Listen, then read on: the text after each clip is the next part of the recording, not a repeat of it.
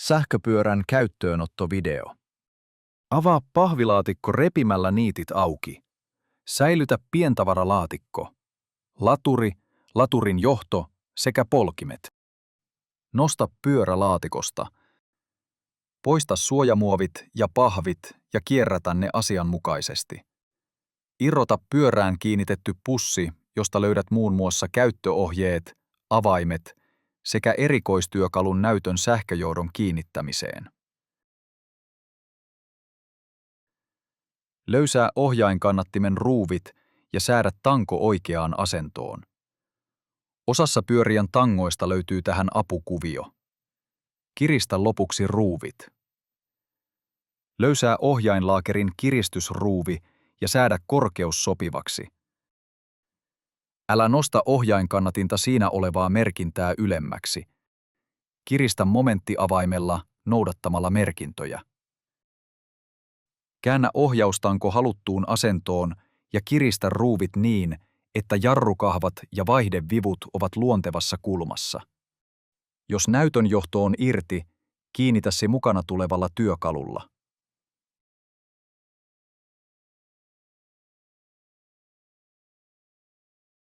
On tärkeää, että tarkistat polkimesta kierteen kätisyyden. L tarkoittaa vasenta, R tarkoittaa oikeaa. Merkinnän kohta voi vaihdella polkimesta riippuen. Varmista, että poljin asettuu kierteelle oikein ennen kiristystä. Aloita polkimien kiertäminen ensin sormin ja käytä loppukiristykseen poljin mallista riippuen oikeaa työkalua. Molemmat polkimet kiristyvät ajosuuntaan päin. Toista sama vasemman polkimen L kanssa.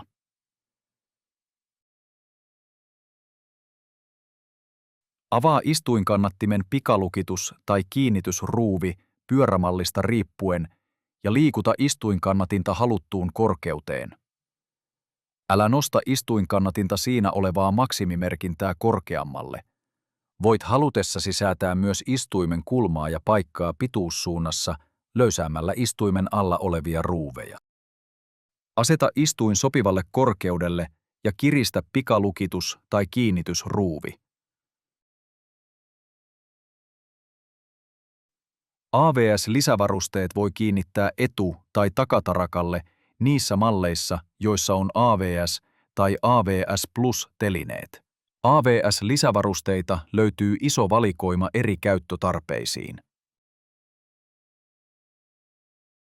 Avaa akun lukitus avaimella ja irrota se liuuttamalla sivusuunnassa.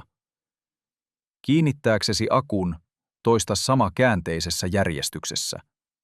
Voit ladata akun sen ollessa kiinni pyörässä tai irrottaa sen latausta varten.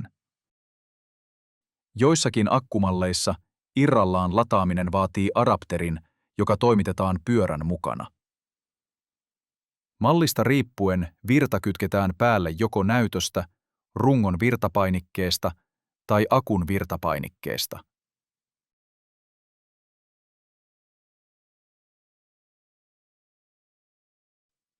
Akun irrotus- ja kiinnitystapa vaihtelevat pyörämalleittain.